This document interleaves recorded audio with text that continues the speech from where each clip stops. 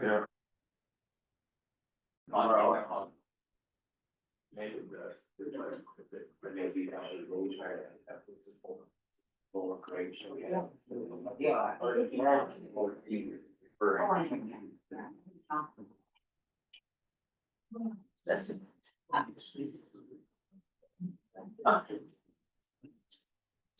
Great, everybody. We're gonna get started here.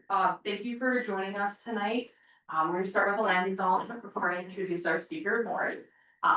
So thank you for joining us in this place called Kansas, one that has traditionally been a meeting place, a place of shared stories, connection, and learning.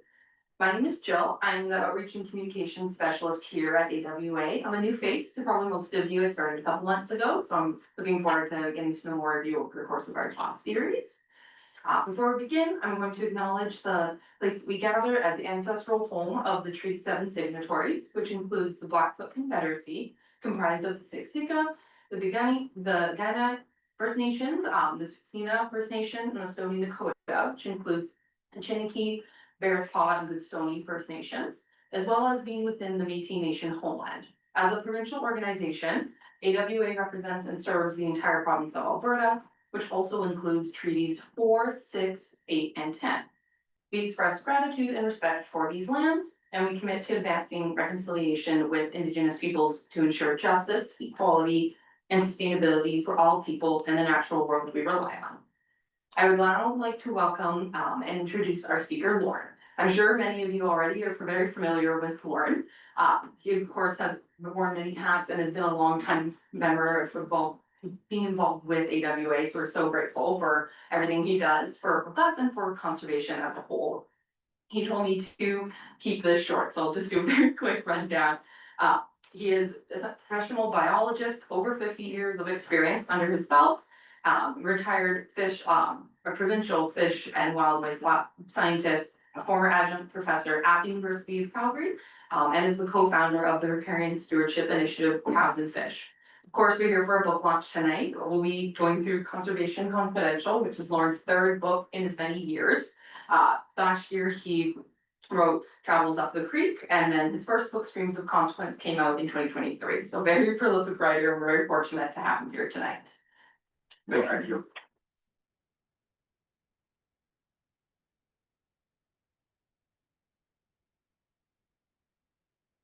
Well, I'm going to start by telling you why you should buy my books. This is a mercenary opportunity. And so one of the first reasons is my first book, Streams of Consequence, was 1.5 centimeters thick. Travels Up the Creek is 2 centimeters thick. Conservation Confidential is 2.5 centimeters thick. So if you equate value with volume, the third one is your choice for the same price. So it's important, if that's what you're after is volume, the third one is the one for you. The second reason, which was actually pointed out to me by a colleague, some of you have looked at the cover painting done by my friend Liz Saunders, who has done the illustrations for both this book and the previous one. My colleague pointed out this book will be banned by the UCP. And this may be your last opportunity to without it being in a plain brown wrapper. And the reason my colleague said the UCP is going to ban it is the cover is too horny. The third reason that you should buy all these books is that all of the proceeds go to the AWA. And so that's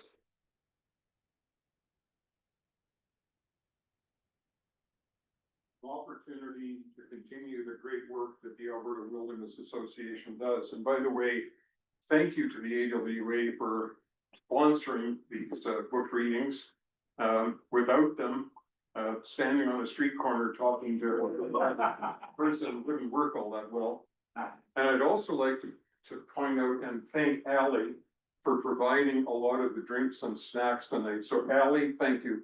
Little round of applause.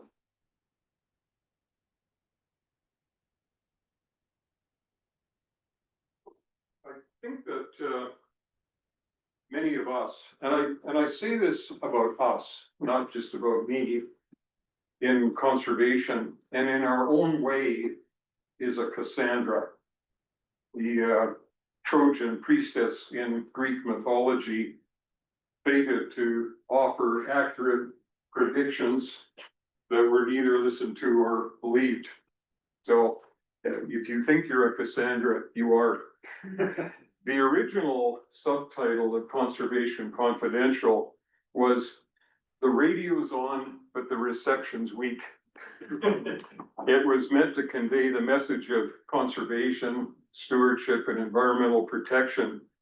It's been on the airwaves for years, but the uptake still is remarkably low. But the publisher didn't get it, and he thought the reading audience wouldn't either, so I had to rejig it to another subtitle. But there it is. That's the thread running through this third book. I'm fated to write what I believe are ecological truths. And whether I'm listened to or believed, I guess is based on my ability to write convincingly. And the rest is up to you, gentle readers. So I'm going to read 3 passages. And then I hope there's the opportunity for some conversation, which is always the most entertaining part.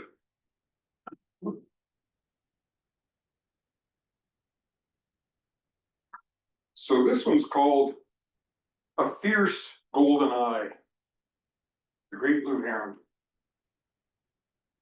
It glared at me with huge golden yellow eyes. I think the bird was sizing me up, calculating if I could be swallowed. One of those golden eyes stared right through me, appraising my bulk as a possible edible. I doubted it, but the great blue heron seemed resolute in the concept. To this bird, everything is a possible heron food unit. I'm glad herons stand only a meter tall. If they were as big as their dining aspirations, we'd be in danger.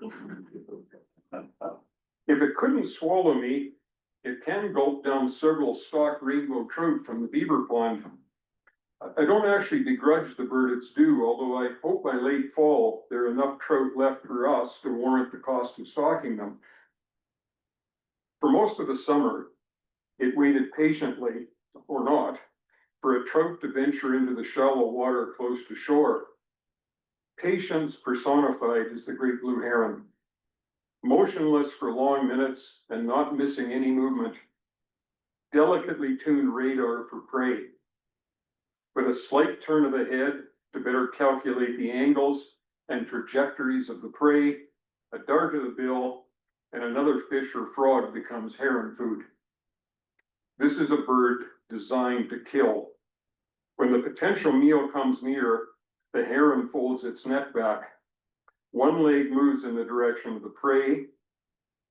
In an action too fast to see, the whole body unbends, the bent neck straightens, giving more velocity and power to the stab of the spear-like bill. A specialized neck vertebrae acts as a hinge for the forward stab. The prey is either impaled on the bill or grasped in it. Then a gulp, and the energy embodied in the prey becomes the bird's. Silhouetted in early morning light, the heron took on the appearance of an undertaker, appropriate enough given the amount of death the bird administers. Nothing in a hatchery trout's experience prepared it for the lightning stab and being impaled on a sharp bill and swallowed whole. By the time the event happens, it's too late for the learning. Nature's a hard teacher. To me, this bird is a modern personification of the avian dinosaur Archaeopteryx. Although the ancestors of the modern great blue heron never shared the landscape with such creatures, the oldest heron fossils are from the late Pleistocene era, not the older Mesozoic era. Although evocative of an early bird prototype, The modern heron's prehistoric appearance has more to do with successful adaptations, a long spear-shaped bill, a curvaceous and powerful neck, and long legs. Despite the loss of an expensive fish, I'm intrigued and entertained by the heron. I'm assuming it was the same bird, one who runs a trap line of suitable places to scrounge a meal. We're not friends or even nodding acquaintances, but I have grudging admiration for the great blue heron and the evolution, the strategy, and the patience of it. I probably annoy it as it has to keep both an eye on me and possible prey. Sometimes it's too much and the heron lifts off with an exaggerated squawk and heads off to places with less human scrutiny and interference. Seeing a heron stand motionless beside a pond or methodically striding in a wetland provides a sense the world is functioning as it should, with many of the key pieces in place and an elegance to the way creatures array themselves. A great blue heron is a reminder that the world is made of many parts. None are redundant, and in biodiversity protection lies our salvation.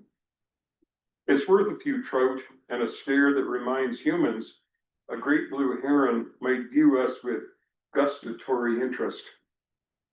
Maybe that appraising eye on us is analogous to the greedy eye we fix on most of Earth's resources.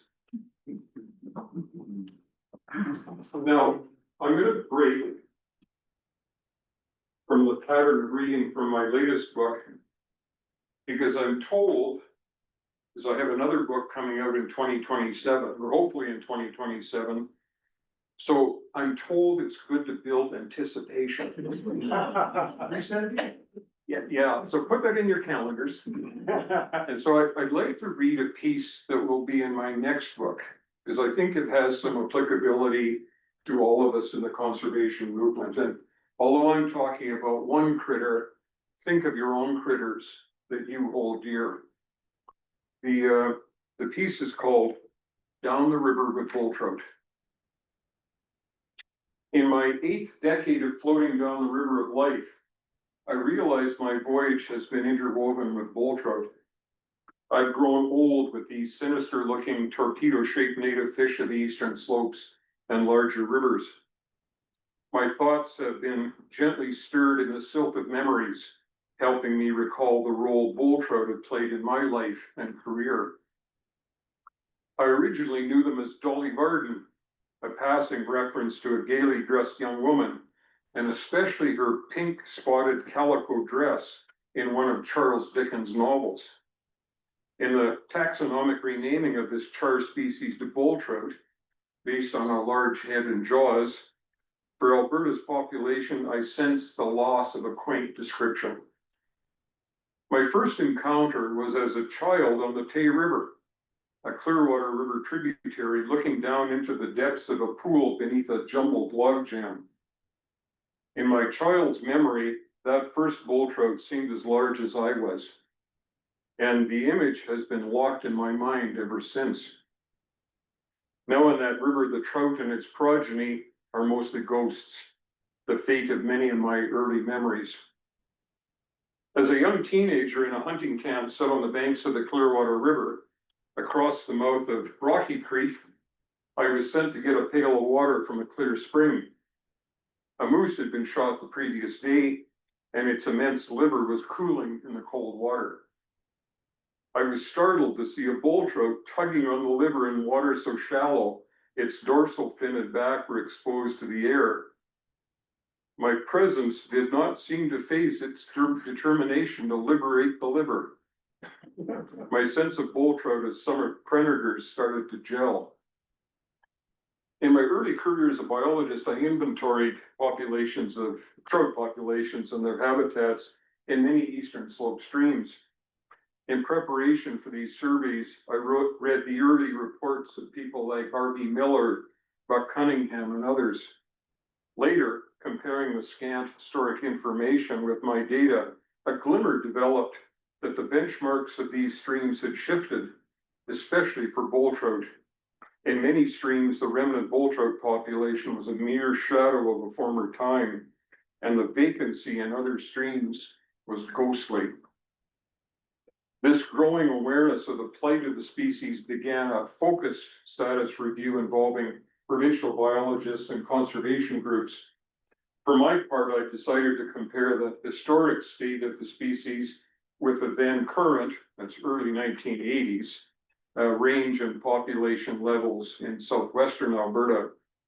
I hope this would spark and provide a starting point for recovery efforts. To compare where we were with where we are requires information. But little historic biological data on bull trout existed, and even that was fragmented, unsystematically collected, and provided a poor picture of past status. My search for the past led me to old photographic snapshots in provincial, municipal, and private sources. I searched dusty historic records for glimpses of former fish presence and abundance. Most useful, as it turned out, were multiple interviews with elderly anglers whose memories were sharp, accurate, and revealing. They recalled in vivid detail their angling memories in the waters of southwestern Alberta from the 1920s to the 1960s. All those sources told of an unfamiliar world to me, one of big wild and an exuberance of trout. This profoundly reshaped my view of resource management to thinking about where we came from, not just where we are. I was sad I would never see that past world in the way those others had, but I was grateful for the glimpses offered. In particular, with some work on radio telemetry to assess bull trout losses from an irrigation diversion. Trout were trapped and had radio tags inserted to track their movements. We worked cooperatively with the Kainai tribe, some of whose members monitored our fish trap. In casual conversation, I was surprised to find that they were all part of the Mamoyiniski clan, that's fish eaters. This was one of those incredible epiphanies, bringing the distant past into focus. I learned from Elliot Fox, himself a member of that clan, that their ancestors had subsisted on bull trout, probably in winters when bison and other game were scarce. To me, this spoke to an abundance and wide distribution with a history of use of bull trout only glimpsed at by later European observers. This was to change, and quickly, with settlement. In 1890, Northwest Mounted Police Officer McElree commented on the changes he had witnessed in fish stocks since he came with the initial troop in 1876. His response from the Calgary Northwest Mounted Police Post was, "When I fished this section about 14 years ago, the rivers and stream teemed with fish. Now it is much different." That a decline in fish populations was observed so early suggests the beginning of a negative trend that persists to current times. Photographic evidence exists of those earlier times. In the Glenbow archives is a 1893 image of two anglers on Callum Creek, a small tributary to the Old Man River. Arrayed around them were no less than 60 trout, several of which were bull trout. Today, there are no trout in Callum Creek. As part of A.O. Wheeler's provincial boundary survey in southwestern Alberta, one of his crew, John Leather Stelfox, a relative of Jim Stelfox, fished the Castle River in 1915. His remembrances were later recorded by Henry Stelfox, your grandfather, I believe. Yes. He caught bull trout over 90 centimeters long and records feeding the survey party of 6 hungry men on one trout with some left over. The thought of such big trout gives pause. The elderly anglers I interviewed spoke of a landscape of few roads, streams, difficult to access, and their impression was of a virtually untouched angling paradise. There is no doubt the landscapes were changing with settlement and development, but enough of the wild trout cornucopia remained to awe these early anglers. As examples, a 1920 photograph showed an immense bull trout caught at the confluence of Mill Creek and the Castle River that must have weighed over 8 kilograms. Think of it. One from Ellison Creek, a Crow's Nest River tributary, nearly dwarfs the young boy holding it. The memories of this group of elderly anglers weren't just fish stories. With development has come the dimming of paradise. The rate and scale of changes started slow and then sped up dramatically. Threats now are cumulative in scope as the weight of development has changed watershed integrity and resilience, sometimes irrevocably. The syndrome of shifting benchmarks haunts us, rarely acknowledging the changes and assuming all is well in the fish department. It isn't. Bull trout are now a threatened species, extirpated from places like the Upper Crow's Nest watershed, missing from the lower reaches of the big rivers, and shrinking in the upper tributaries. My review showed a 69% decline in bull trout distribution in southwestern Alberta. Of 45 streams and rivers that had historic populations, 17 of these, bull trout have gone missing. And that was just to the early 1980s. A current evaluation would likely show more losses.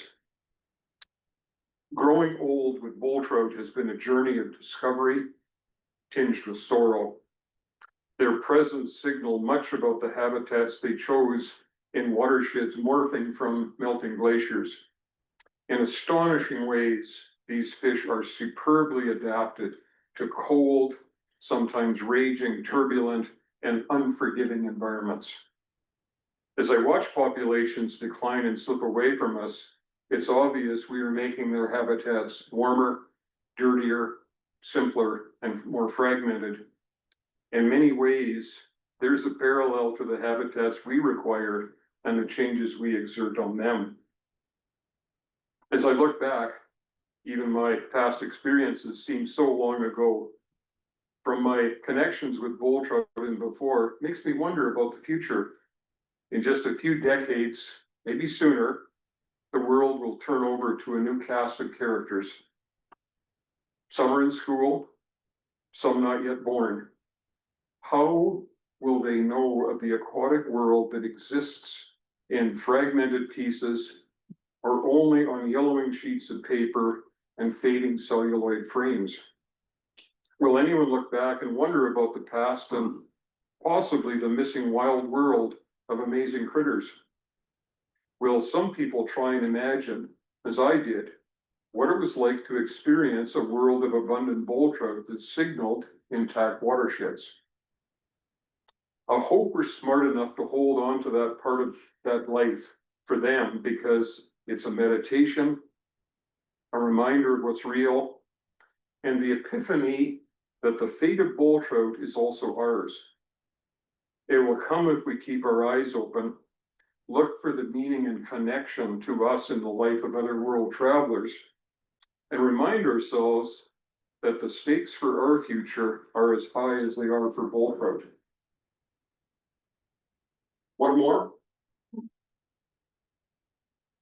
You're a tiresome audience.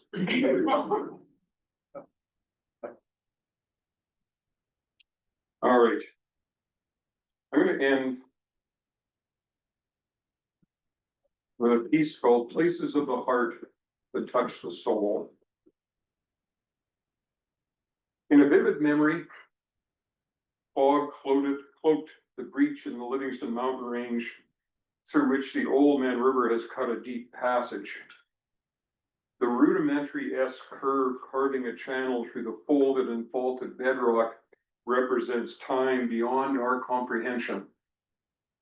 Even against rock, the water is implacable. Truck-sized boulders, part of the clawing of water through the weak spot in the mountains, show the river isn't finished yet.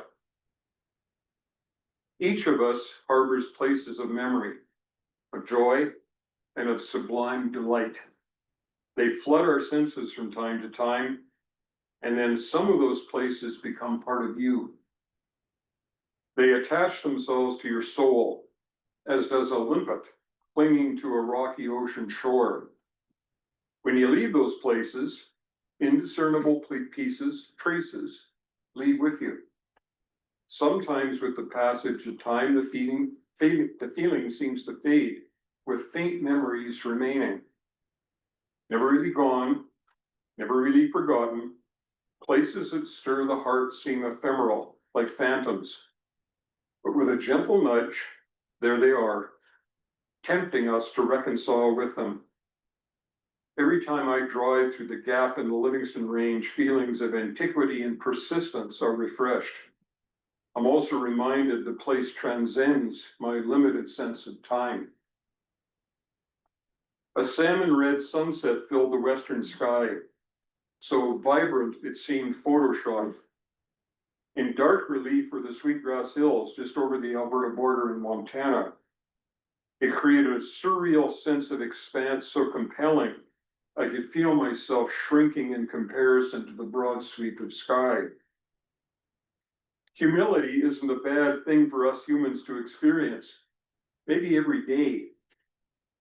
This is doubly so for the beauty, scale, and transcendent feeling places provide. Whenever I want to escape the artifacts of human creation, I go to that primordial sunset in my mind. Then there was the untouched, unroaded, unlogged trout stream.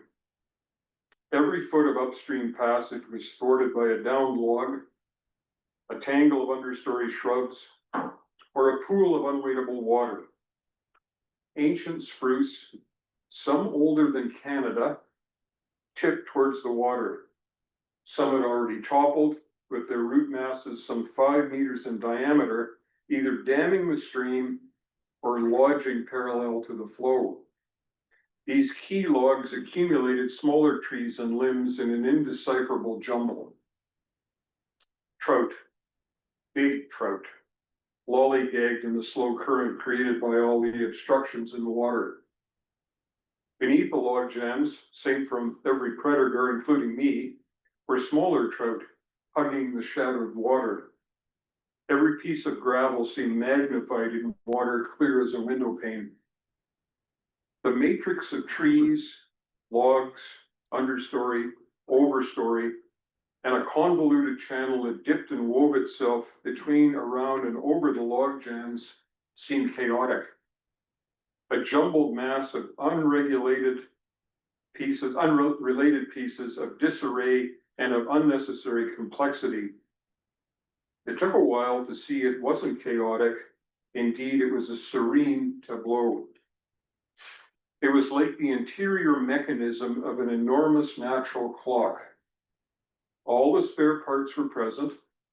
The mechanism tapped out the time of ancient processes to the syncopated rhythms of indigenous seconds and minutes, a model of symmetry and efficiency where everything mattered, everything was essential, and nothing was redundant.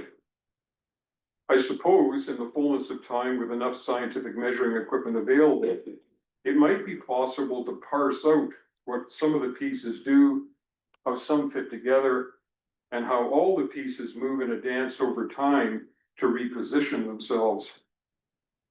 But the explanations would be a pale facsimile of the whole. There are things we will never see, feel, or prove. The stream knew the formulas, the pattern, the instructions, the logistics, the construction, and the maintenance schedule. It finally dawned on me that the best we humans could do would be to stand back and ensure the watershed has some integrity and let the stream, which knew its business better than us, get on with it. These are some of the places that touch my soul. Some I can go back to, reminiscent of a visit with an old friend. Some have been gobbled up with our frenetic, frantic desire to extract all the economic benefits. Left behind are the crushed bodies, skeletons, and empty shells of what once was. Some of my places of the heart are gone. These now tortured landscapes trigger an ache in my heart. A logging clear cut, a coal strip mine, a cow blasted pasture, plowed up prairie grassland, or a hillside rutted with OHV trails, all grate like coarse grit sandpaper on my soul. The reason it hurts is because, at least for me, my soul is connected to some of those places. As more of those places disappear, as more of those places of the heart disappear, I'm afraid I'll become a body without a soul.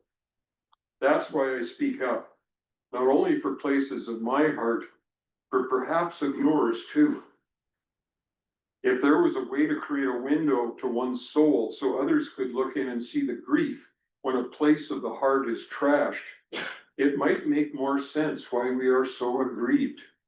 The late José Saramago, a Portuguese writer, said, "Inside us is something that has no name. That something is what we are." I would go further and say that we are, in some vital way, the places that touch the heart and attach themselves to our souls. Find the places that touch yours and hang on to them. They both anchor and make us whole. Thank you.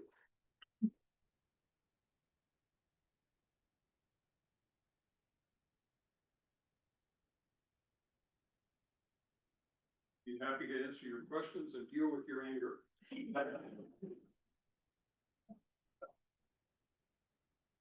Or you could go buy a book and we'll sign it.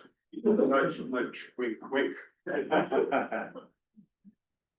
Perhaps I'll say in the way, because you pointed out when we came in, we're in the midst of a municipal election here in Calgary, and we've been trying to do our due diligence and listening to getting researching the various candidates. But one phrase I keep hearing about is, you know, the next mayor will welcome the 2 millionth person to the city of Calgary, which makes my skin kind of crawl. And you know, I'm one of these people that moved here from the east 30 plus years ago. And came to love it, which is why I stayed for so long. But when I hear that, it does make me really concerned, and very relevant to what you just read.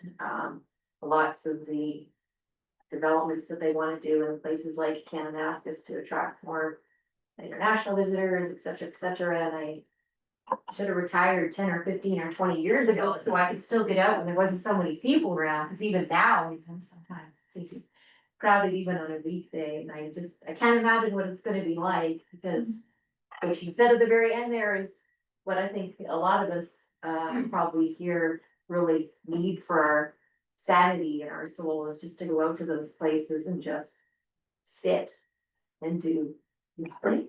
And either absorb the place or let the place absorb us.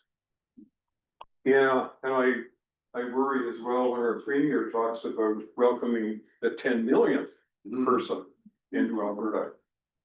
And I wonder, where are we gonna put them all? And what will it look like with 10 million? Because I already get the sense that we're crowded now, at least on some landscapes. And you know, and again, we have to guard against well, I got here and we're gonna lock the door syndrome on anyone else. I mean, I think we have, you know, resources that, you know, lots of people wanna see and experience.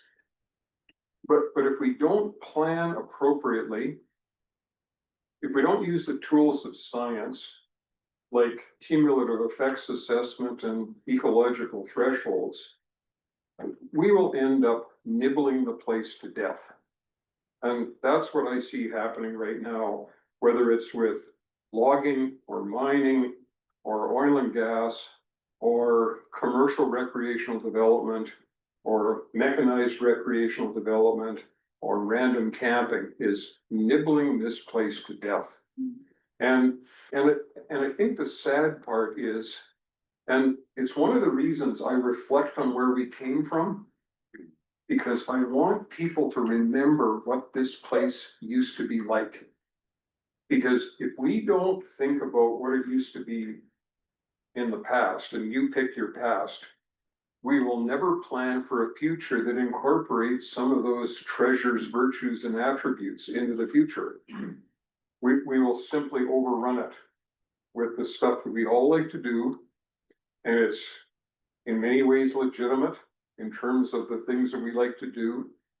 But if too many of us do that, then it will steal away from what those places are, how they speak to us, the things that we derive pleasure from, and also getting back to what I just said, it may be that we will forget what these places were like, and that would be the ultimate tragedy of forgetting where we came from. That's why I talk about these big trout, because I want people to remember what these rivers used to be like, what they were capable of producing. Because that's a measurement of where this landscape was. And if we keep that in mind for how we march into the future, we might have an opportunity to either slow the dial or reverse the dial in some ways, so that some of those attributes, some of those virtues can be retained or restored. If we don't, we will simply default to, well, whatever's good today must be good for tomorrow. And we will all lose in the process. So I don't know if that's an answer, Jenny, but I share your pain. Yes, you. I heard a clip on the news the other day that I found a little bit heartening. And that was a recent poll in Edmonton and Calgary. 60% of both populations were not happy with the pace of development. Yeah. So a little bit of help. Yeah. The other thing that I would throw out there, just to make you think about it, is I think Calgary was designated in November of 1884. The population was 506 people. Yeah. That's not very long ago. In one of the slide talks I used to give was a picture of Calgary in the 1890s compared with a picture in the early 2000s. And the point I made about the early picture was it was the last time you could find parking in downtown Calgary. And it's a measurement of how things have changed. And you're right, Hugh. I think some of this is starting to seep into some people's consciousness about, do we want this pace of development? Do we want to see, the exploitation of every square inch of Alberta, primarily for economic ends? Or do we want a more measured pace? And do we also want, as part of that measured pace, land use plans that actually incorporate wild country that we don't divide up into logging clear cuts or pipelines or coal mines or all the other accoutrements of our economic well-being, to give us that sense of where we came from, and a constant reminder and a test for those places where we do undertake our economic aspirations, of how well we can restore them after we're done, back to some standard that we have a template for next door in a wild piece of country. But if we keep diluting it, it's like the wine merchant that kept diluting the wine. At what point isn't it wine anymore? Or is it just colored water? That's what the landscape may turn out to do, or to be, if we don't think carefully about the future. Anyway, those are the things I write about, and some of them aren't particularly cheery thoughts. And I'm often reminded by one of my colleagues, "Don't you write anything positive?" And I think I do occasionally. But I think it's necessary that we understand where we're at and the cusp of the changes that we're on, so we don't continue to make the same mistakes that drove us to the place we are today. Larry. Well, one of the more hopeful things, maybe, we've seen is I know that the province has brought forward legislation to lower the bar in terms of the number of signatures required for a citizen's ballot initiative, and I know why they've done it, we all do. What's interesting about it is that the survey results of most of the people, doesn't matter what their political views are, roughly 75% of people are interested in water, wildlife, and way of life. These are concepts that are just universally supported. And at least in the United States, probably 90% of the citizens' ballot initiatives advanced by the U.S. Nature Conservancy to have citizens, vote on a matter, to raise money, to invest and conserve, have been successful, 90%. Yeah. And given the rate of change and how little is left, I think, maybe it's time to think boldly about what we could do with something. No question. And I think, these citizens initiatives are positive.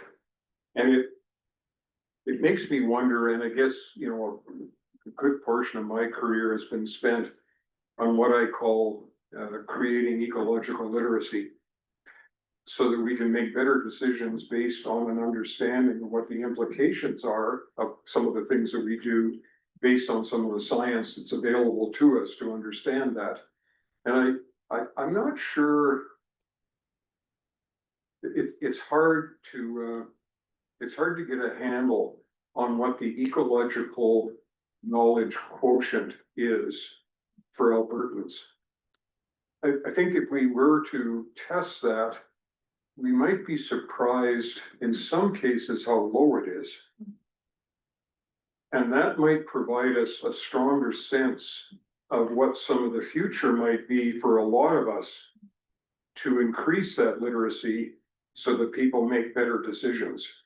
So that they can actually connect the dots between wildfires and heat domes and dry rivers and I'll say something silly like pumping more petroleum out of the ground. This is some of the things that we need to think about, in terms of connecting those dots, because if we don't, we will continue this process of seeing weather change around us. In fact, isn't it here in Calgary where a portion of Calgary, based on hailstorms in the past, may have trouble getting house insurance? Boy, now, isn't that a signal? When the insurance industry understands ecology and climate change, my God, maybe there is hope, but it will happen too slow. And I think we have to speed that up. Yes, Rita. A lot of thoughts through what other people have said, and also having, worked with you for quite a while. I've been here for 23 years now. I came from Europe, lived in Munich for quite a while. The population of Germany was 86 million when I left. Alberta is 1.5 times the area of Germany. It is quite the number, and when you look at it here and the footprint that the 4.5 million people have here in Alberta, it's staggering. No kidding. And it's frightening how Yes. fast things are changing, Yes. considering what I've been growing up with, what I learned about it, and Yes. what I have seen here and Yeah. happen over the past 23 years. One thing that we do a lot through the Ghost Watershed Alliance is taking school groups out onto the landscape in the Ghost, because a lot of these kids don't even get the opportunity anymore to go out into nature and feel the connection that all of us here in the room feel. And I think it's so important that we take the time to do that, to take the kids out, to really teach them. And really try to create that sense of connection to nature that we have. And bonding to nature. People will protect what they love is something that we have said for a long time. Yeah. And I continuously think about the ways of reaching young people, because we were out with a school group today. 13 of them were boys, 5 were gals. And they were all between 16 and 17 years of age. And of course, there are a lot of other things that they are interested in right now, other than nature and being out there. Could you name some of them? Boys and girls. And it's quite interesting to watch them. So we engage them into bioengineering of a degraded site. Yeah. And by the time we really got them moving and focusing on the task at hand, at some point they might come back to that site and say, I actually planted Yes. this poplar, I Yes. planted this willow. And it just creates that sense of connection for them. What Marina said is so vitally important. Some months ago, I was reading the Globe and Mail and an article, and a phrase in the article caught my fancy. The phrase was infantile amnesia. And it's the sense that we don't have a memory until a certain point in our lives. And it got me thinking about, where did I get this bond to nature? And I reached out to some of the interpreters who work at the Helen Schuler Cooley Center in Lethbridge. And it was fascinating hearing what they said about children.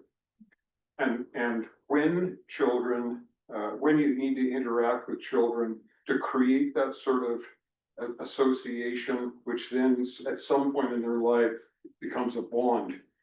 And two of the examples, the interpreter, it was a bunch of preteens, so 8, 9, 10, something like that. And she had taken them through a series of exercises in the river valley. And then she had given them a task to do. And she had turned around to do something. And when she turned back, not one of them had moved off the asphalt path, because the grass was frightening. None of them had actually interacted with a landscape that had natural stuff in it.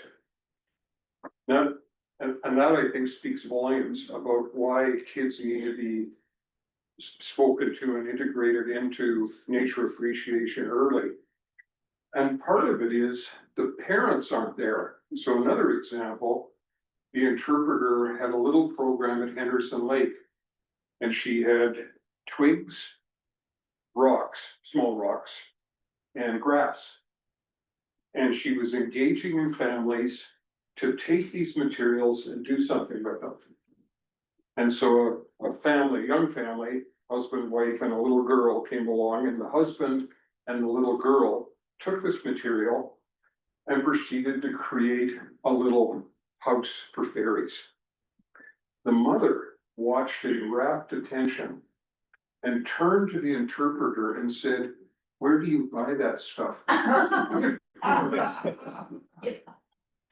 So, we laugh at it, but these are parents, these are adults that obviously never had that opportunity to interact and bond with something natural. And that's the other frightening part, is that particularly in our more urban lives, it's hard to get away from asphalt and shopping malls and so forth.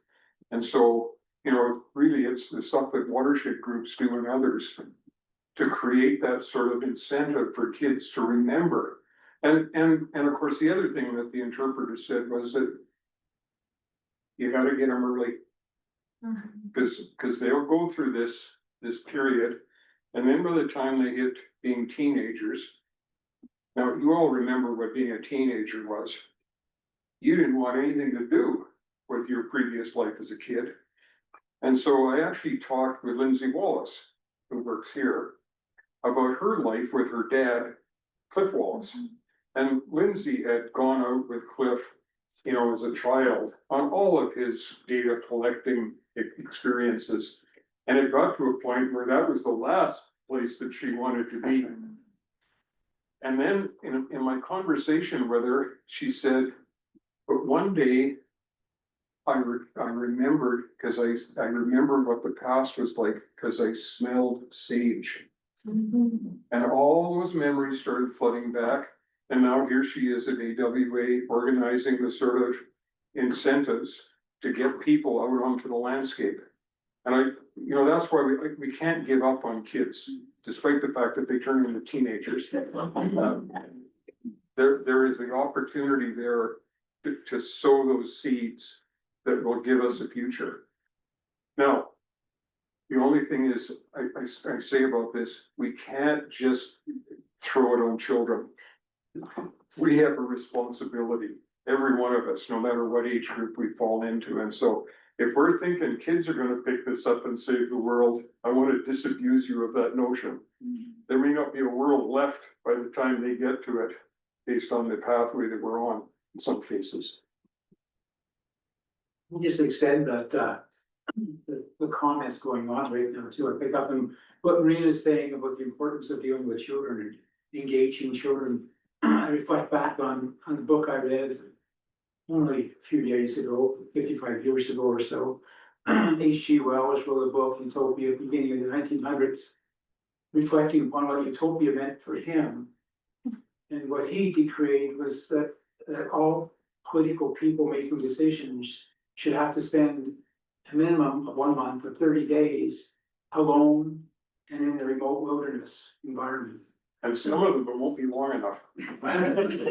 Some of them he was hoping would get lost, though.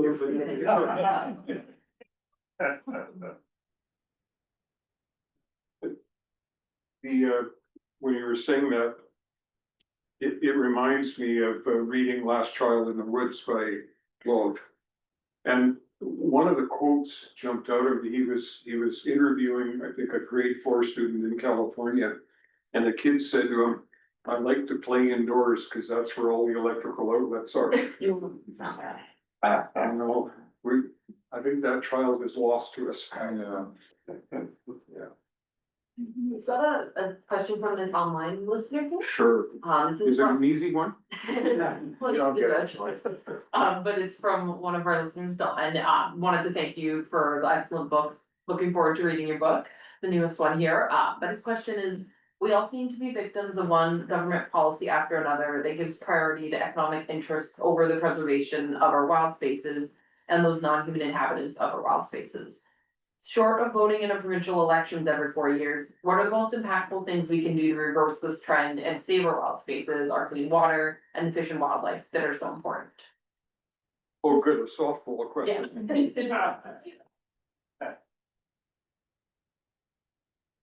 There isn't one thing. There are many things. And many of you are doing many things.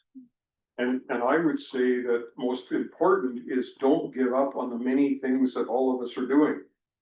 Because cumulatively, that's how the world changes. And it may seem like it's insignificant, that it isn't enough, that we could be doing more, and sure we could. But I think together, and I'll give you an example of something recently. You may have heard of the coal debate. Well, the coal debate created in Alberta amongst Albertans generally, of all political stripes, all ages, all regions, all ages, all socioeconomic factions, a sense that the eastern slopes was part of their DNA, and it was not a place for coal mining was appropriate.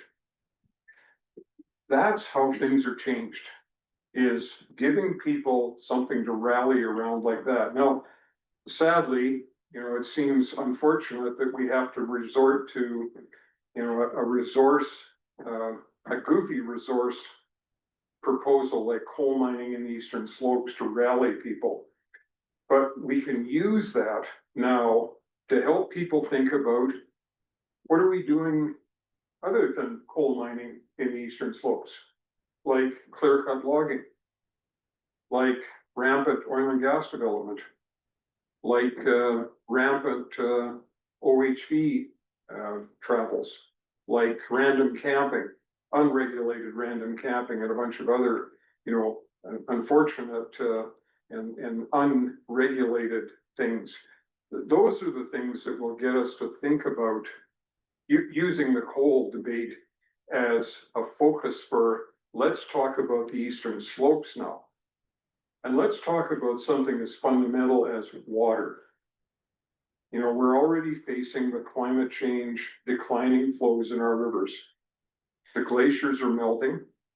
They will be gone probably in a human lifetime. Of course, in the Old Man watershed where I work and live, with the possible exception of the glaciers in the soon to be called not Glacier National Park in Montana, that's it.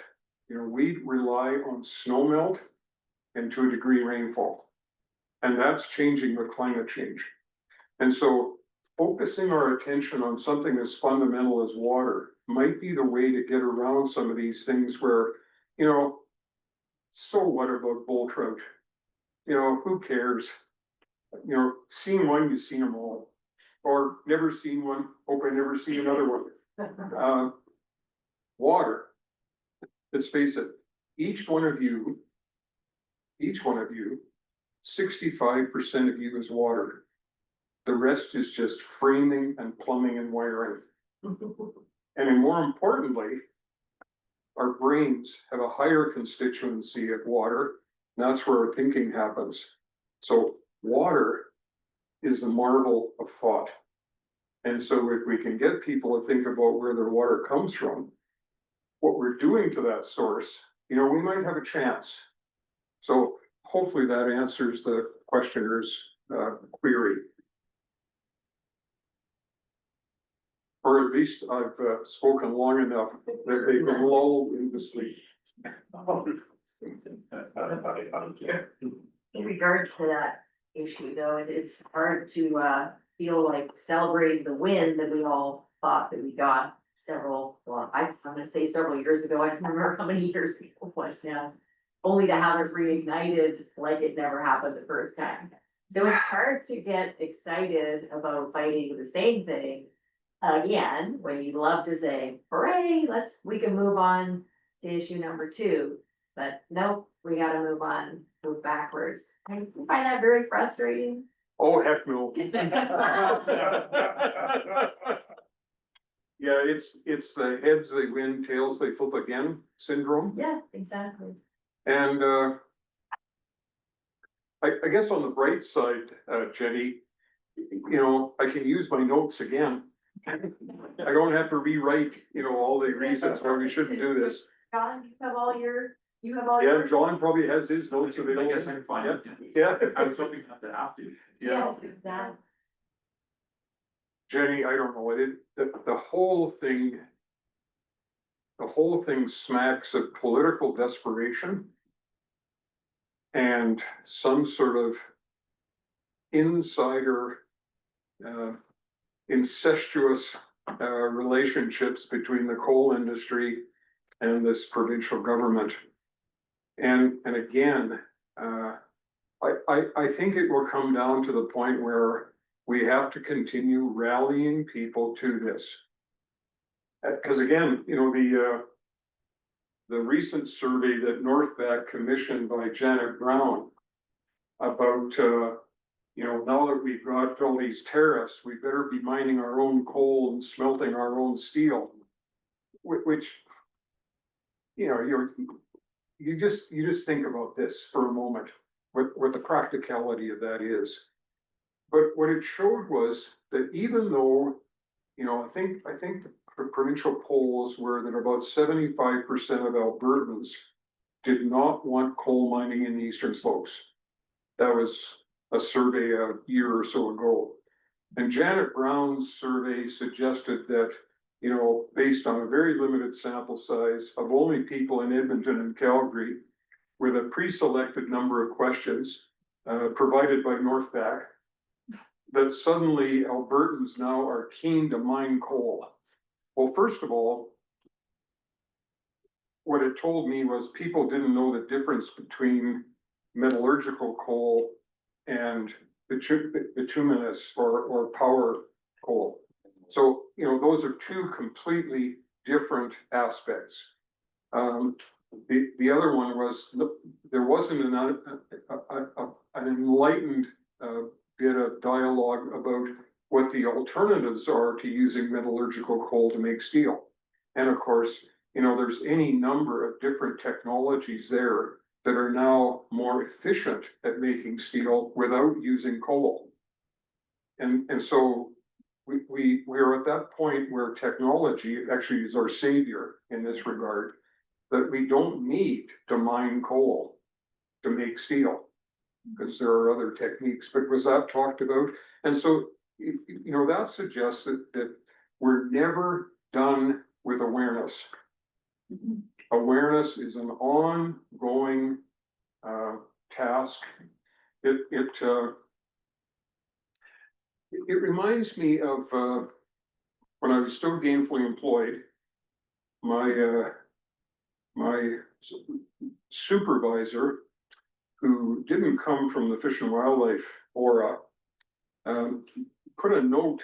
This is in the days before email. Put a note in my in basket at 4:29 on a Friday that essentially said to me, when are you going to be done that cows and fish stuff? Don't you have important fishery stuff you should be working on? And so I waited for him on Monday morning. I walked into his office and I closed the door. And the first question I asked was, did you go past grade 1? And didn't you learn everything you needed to know in grade 1? What was the bother about going on? Well, of course we go on past grade 1. Well, that's why awareness is a constant challenge to us, and a constant chore, and a constant quest forever. He, after an hour of me talking and him listening, I went back to my office and his secretary called and said, he's left. He said, he's had a hard morning.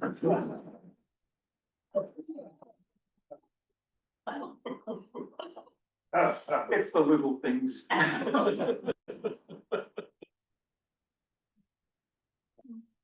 Any other questions? Yes. Are there jurisdictions in other parts of Canada or even internationally that would fit a better model than the one you described? Question. I mean, you've got, Alberta did a gong show, right? Heavily resource focus. Yeah. What about the other province? I've only been a Canadian 20 years, so I don't know the other provinces. Well, they've got places like Norway, has many similarities with Alberta, and it runs its operations in a very, very different way. Yeah. More effectively. But where would you look to say, okay, I love Canada, I love Alberta to look like this?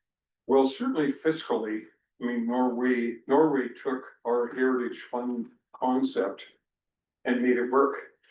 And now, and they made it work because they realized that their non-renewable petroleum resources were going to run out someday. And they wanted to create a fund that was available to sustain the population of Norway past that. And seems to me they succeeded wildly, while frankly, we pissed ours away. We did. We didn't stick to the original, Lougheed mandate of putting it away for a long ago rainy day. So fiscally, Norway might be a good one. I have a hard time answering your question because I guess I'm too focused on Alberta to think about what other jurisdictions. But I think some young bright mind, I'm looking around the room here, should take on that challenge, because often it's by association that we make better decisions.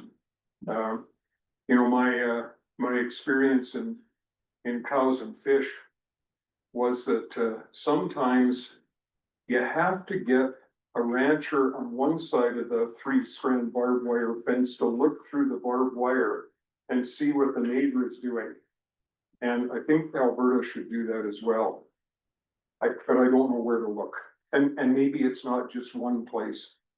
John, do you have something that just jumps to mind? Well, it's Norway that we always talk. Yeah, absolutely. Yeah. My wife and I have traveled in Norway. And actually in Sweden and Finland too. And they are remarkable countries, at least in my observation.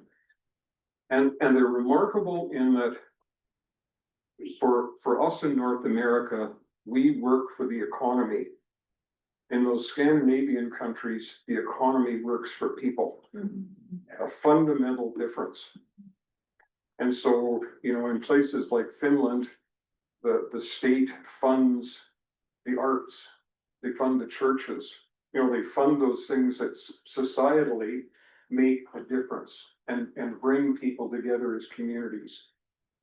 Norway the same way, they invest heavily in infrastructure to ensure that people have the opportunity to get around easily.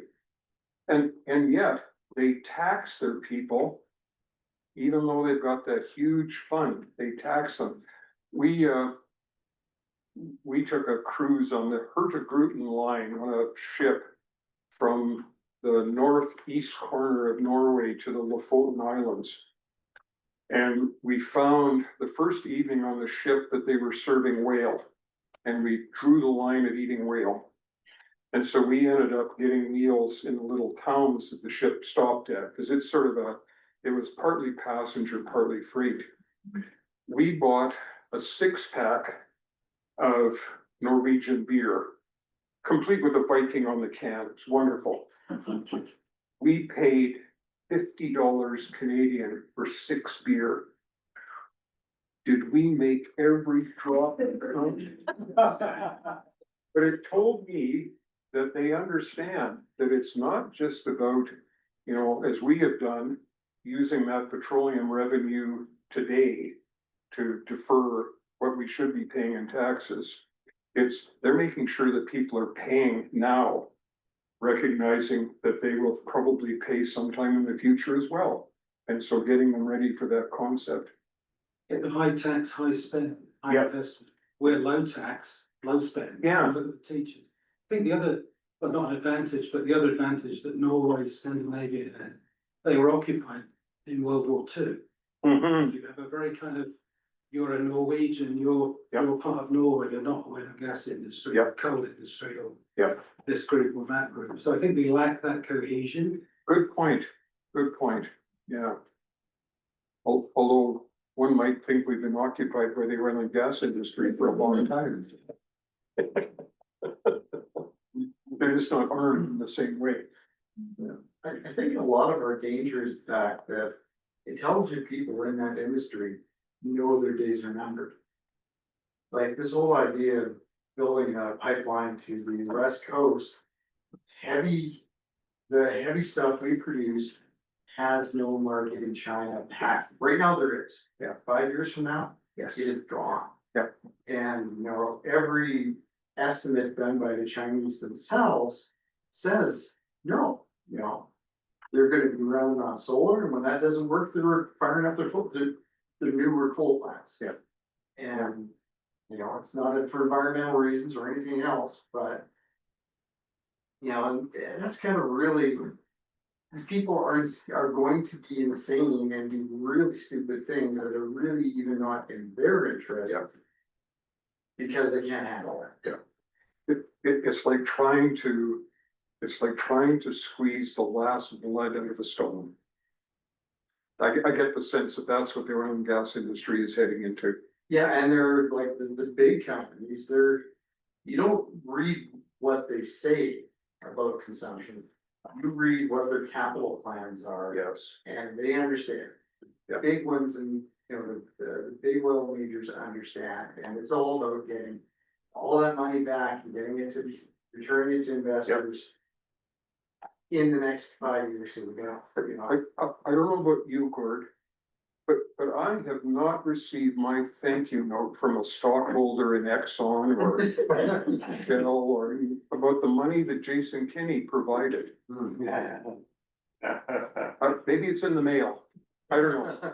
Well, you'll wait a long time for that now, but. Yeah. But they didn't wanna have any extra paper made for that. Right, yeah, I'm sure that's a conservationist to the heart, yeah. Any other questions? Yes. Just a small but hopeful note, maybe this is for you, because you mentioned concrete. Just want to say we sampled it this year in coffee bowl trip. No kidding. So the first one that we've seen in a really long time. Where in Calum? I was actually in Fail Creek, that's no tributary at all. No kidding. Okay, if I could do a handstand at my age, I would. You weren't there anytime around, that time they were with a bucket maybe? You might think so, but I can't say. That's excellent news. Yeah, I mean, what that provides is there's a sense of hope for a lot of these watersheds if we can get to them before all of the critical bits go missing. Yeah. How big was it? Yeah, yeah. So was it the sense that it had actually been spawned up there and it was rearing? We didn't catch any others, No. it was definitely, no, but. I don't know. Now, I will say, CDC yesterday had a newsy little item about a lady in Saskatchewan who was driving down the road and had her windshield shattered. Oh, yeah. Just saying, you know, fish appear in the oddest of places. I just read the headline, what was that about anyway? Well, the lady she was 200 kilometers north of Saskatoon, or, Saskatoon. Driving down the road and all of a sudden her windshield shatters. And she thought, oh, I've run into a bird or something because there was blood on the windshield. And she managed to limp the car home, and her husband started looking at it and found fish scales. So the assumption was that it was an osprey or an eagle that, you know, lost something. It had to have been pretty big to cause that kind of damage. So, you know, I'm just saying, look up.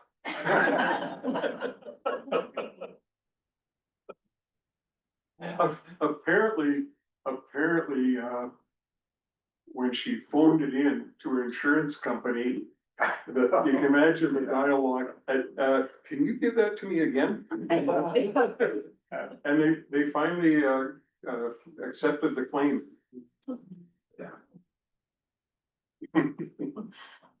Lauren, in that regard, as far as hopeful signs, the Clearwater River, which you were fishing on, or where Rocky Creek comes in, that I'm familiar with it as a kid. I did my part in helping to hasten the demise of bull trout when the limit was 10 trout a day, and that didn't matter if they're bull trout or not. Yeah.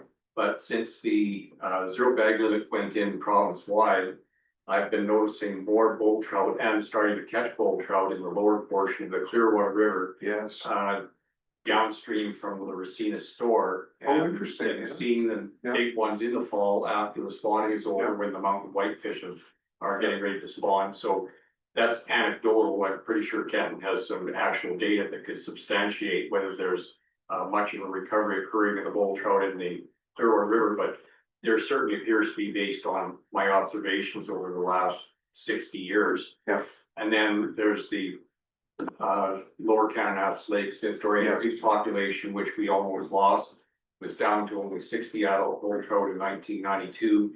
And as a result of the zero bag limit that was implemented in the bait ban, the population's recovery has been phenomenal. And we now, as of about 2011, we had an estimated about 2,000 adult bull trout in Lower Cananass Lake. So there's the opportunity for people who might be interested in taking a walk along Smith-Dorian Creek in September, when the bull trout are in there to spawn, to actually see some of these great big trout spawning in there. And encourage them to think about bull trout in a broader context. Yeah. I should give a shout out to Kent and some of his colleagues in Fish and Wildlife and ACA and freshwater conservation. They've done some remarkable work on bull trout in places like Rocky Creek and Fall Creek, where I'm probably going to get this wrong, Ken, but the number of OHV crossings in a limited amount of space is phenomenal. And they finally wrestled that to the ground and restored those streams and sparked a rejuvenation of the bull trout in those systems. And so, you know, those are the kind of things that buoy my spirit But I know how much work it takes. Because it isn't just biologists with Fish and Wildlife or ACA or freshwater conservation. It has to include people with the lands division, with forestry, resource users, including the OHV users and others who have to agree to this. And, you know, that's a task that you almost need someone like Henry Kissinger on the file to work on, because it doesn't happen quickly. It happens with a lot of negotiation, but in those cases, it worked. And so hopefully you can parlay them into others. Yeah. Not a question, just a comment about OHVs and stuff. As I watch TV and I see commercials for OHVs, for trucks, Toyota, which I own one, but it just drives me bonkers. Yes. How you see them driving through creeks and rivers and stuff, and it's like, could education start there? Like, that's almost, I don't know if that's the top of the pyramid or the bottom of the pyramid, because I don't know which way it goes. But, you know, It's maddening, and I share your, it's just not me. and the ultimate irony is that most of the people that drive these vehicles, boulevard cruisers, the Never only time leave the they're wet city. is in a rainstorm. Never leave the city. Yeah, anyway, but yes. And yet, apparently that sells, you know, the opportunity to get out there and, you know, throw yourself at nature with your Ram or your Jeep. Yeah. That can be chapter 1 of your 5th book. Well, I'm, Joe, I'm not finished with anger yet. Yeah. Yes, there is. One of the things that I found was that, there's a real lack of geographic literacy. The average Canadian knows we have a large country, knows we have a low population density, but doesn't know that 90% of us live within the arable landscapes. An area about the size of Montana and North Dakota, where there's 2 million. And we have about 36 million people living in about the same area.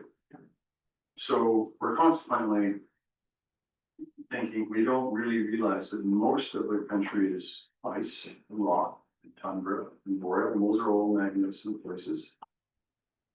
But where we live and near where we live is being gobbled up at an incredible rate. Prairie Canada is converting grassland at the rate of an area the size of the city of Calgary. So one of the hopeful pieces is that maybe Alberta Tomorrow Foundation works with a department. It's the Brad Stelfox information is transferred to them. They have simulators. They're trying to educate kids. This is digitized all the provincial data from 1905 to about 2016.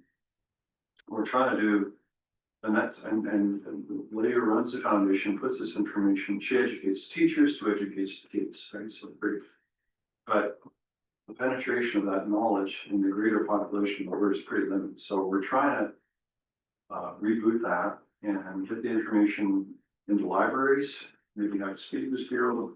I think the people, when they understand the issue, are far more likely to act in appropriate ways and whatnot. So it's just an incredible lack of information about the diversity of our country. And I think that's part of the problem. Larry's right, and those are great initiatives to give people a vision for what we have today versus what we had. And I think the purpose of that is helping people grasp the issues is the first step, because if you grasp the issues, it actually confers upon you the responsibility to act. But it doesn't happen unless that information is in front of you, you accept it, you absorb it, and then you start thinking about what's it mean to me? And what's my personal contribution to this? And what can I do to ensure that this isn't added to? Yeah.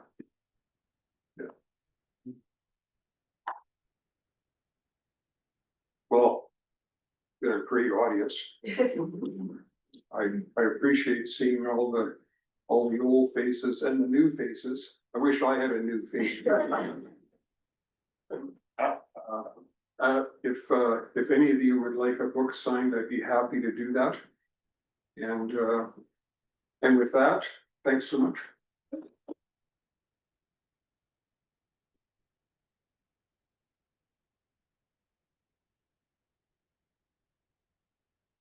First, thank you, Lauren, for a wonderful reading and a wonderful conversation, and for everyone for participating. Thank you guys for just being here with us on this Thursday night, supporting Lauren, supporting AWA, and just Alberta in general. Whenever we have these events, we always like to encourage people to find ways to continue to defend this province and all of its wild spaces and species. There's lots of different ways that you can do that. Coming up tonight, coming out to other talk nights that we have is a great way to do that. We actually have one coming up with Pamela, one of our conservation specialists, up in Edmonton on November 1st. So if you're not in that area, we do have it online as well, and it will be recorded similarly. She's gonna be doing a conversation on caribou and wood bison conservation. So that's coming up. That's one of the last ones we've got at the moment scheduled for the year, but there's always more in our talk night series. And then another way that we're working to defend the province is recognizing that it's this year, 2025, is our 60th anniversary, which is a pretty impressive milestone for our organization. We are going to be commemorating that just under a month from now on November 14th. That's our annual lecture and awards night. This year, the keynote speaker is country music star Cord Blunt, who's done a lot of work with the coal issues in the province. So we're really excited about that event. We're going to a bigger venue this year because we're celebrating our big milestone. If anyone wants to attend that, tickets are definitely still available for that event as well. We're really excited to get a chance to kind of integrate with more of our membership and more of the people that care about these issues. Otherwise, of course, and you can see on the table over there, Lauren has some of his books, very generously sending those proceeds here to help our organization. There's a couple of his older books over there as well. And if you see in the back corner, there's a couple of those big green packages, which is a fun hiking guide that if you're interested, we're doing the promotion right now. But if you're not currently a member of our organization, for $25, which is the price of our membership, you can get one of those hiking guides for free. I have that event going on, so if you want 2 for 1 today, you're welcome to it. Otherwise, if you didn't already see the petitions that we've got at the front by the sign-in, one of them is in fact about the coal issues in the eastern slopes. As well, there's a petition kind of deal with the wildlife management policies that have been going on and kind of opposing some of those changes that have come through. Otherwise, just wanted to say again, thank you for joining us tonight, and again, huge welcome, thank you today to Lauren.